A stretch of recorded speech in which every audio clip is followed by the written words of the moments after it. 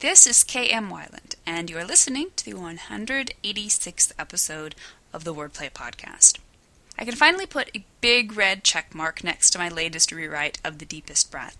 It's taken me 2 months longer than I anticipated, but the bulk of the work is finished. I have a few descriptions I want to go back and tweak, and then I plan to print it off and read it through once more before relinquishing it to beta readers and forgetting about it for a while. I'm really happy with how it's turned out. My major goals were to switch the narrative from present to past tense, to strengthen the cohesion of the scenes, and to modify 2 of the primary characters' arcs. We'll see what the betas say, but I feel like it's a much better animal than it was 4 months ago. The biggest problem with trick endings. The latest post in the video series on my blog talks about the pitfalls of the always tempting twist ending. To watch it, visit my website at www.helpingwritersbecomeauthors.com. New videos are posted every Wednesday. And now, I hope you enjoyed this week's podcast, the 11th in the series, Structuring Your Story's Scenes. This installment is titled, Variations on the Sequel. Sequels, even more than scenes, offer all kinds of flexibility. In large part, this flexibility is what can make sequels difficult to quantify in stories. Unlike the scene, sequels can be so subtle they blend right into the scenery. This can sometimes lead authors to believe sequels aren't as important as scenes, but their flexibility in no way eliminates their necessity. For every scene, there must be a sequel, even if it isn't immediately recognizable. To help you realize the possibilities of the sequel, let's take a look at some of the common variations. Variations on the sequel reaction. 1. The reaction is ongoing. You may find you need to allow your character to react to events as they happen, instead of all at once after the scene. To some extent, characters will always be reacting throughout a scene. If one character throws his milk in another's face, it won't make much sense for the second character to delay his reaction. If nothing else, his internal narrative will tell readers how he felt about the unasked for milk bath.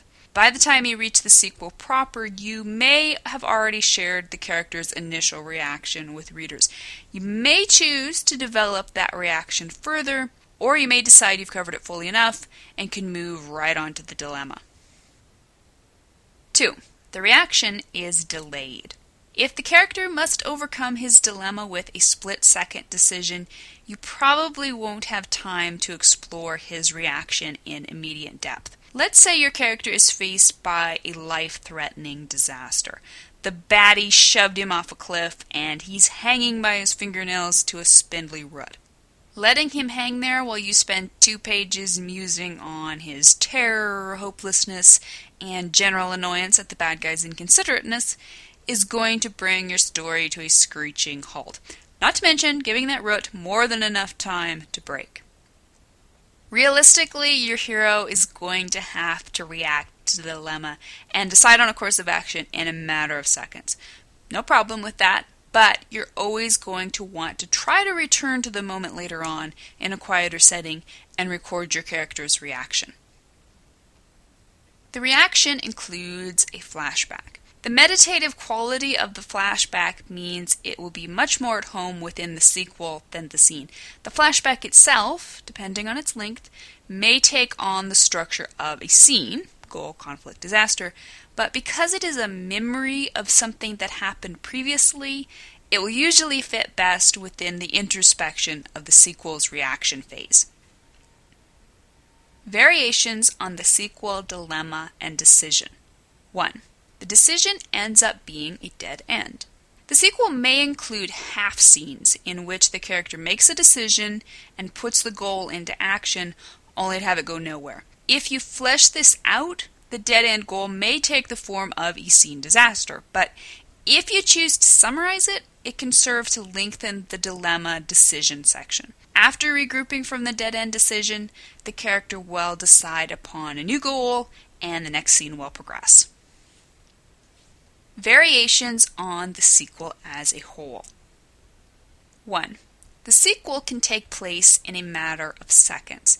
If the character's original goal is foiled by a disaster, he may need to immediately react, take stock of the dilemma, make a new decision, and enact the new goal right away. When the entire sequel takes place on such a short timeline, you won't have any need to dwell on each of its elements.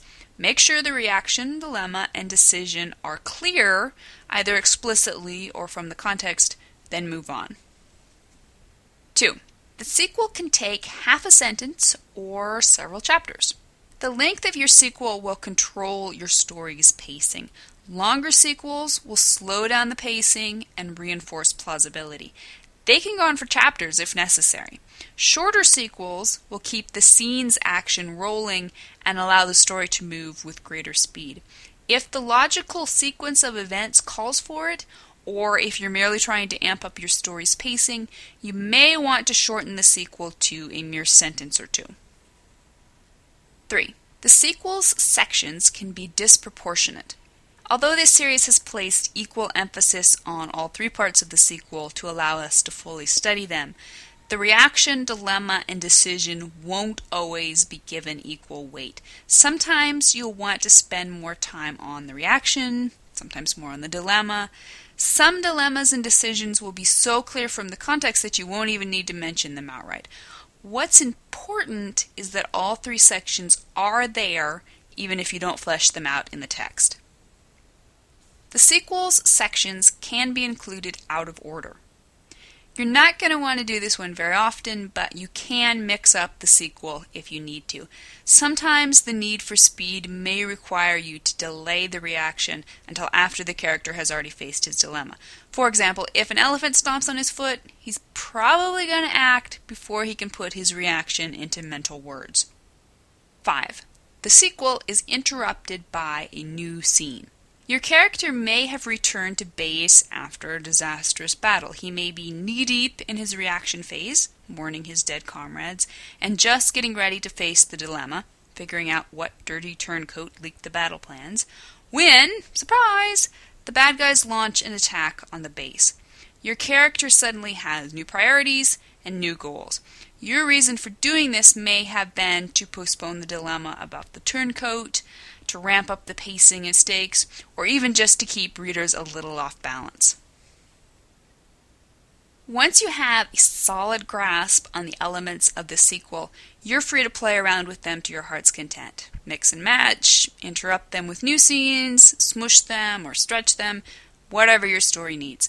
The only solid requirement is that you know your character's reaction, dilemma, and decision within each sequel, and that you make those elements clear to readers, either outright or by implication. So there you have it. You've now learned the two parts of the scene and the three elements that compose each of those parts: the scene's goal, conflict, and disaster, and the sequel's reaction, dilemma, and decision. You've learned how to build these elements into a solid scene, which will, in turn, create a solid story. You've figured out the variations that will allow you to mold your scenes to your story's unique demands. And in so doing, you've gained a deeper understanding of what makes a story work on a technical level. Welcome to the broad new world of conscious scene structure. Thank you for listening to the Wordplay Podcast. To read a transcript of this episode, you can visit my website at helpingwritersbecomeauthors.com. And be sure to check back again next week.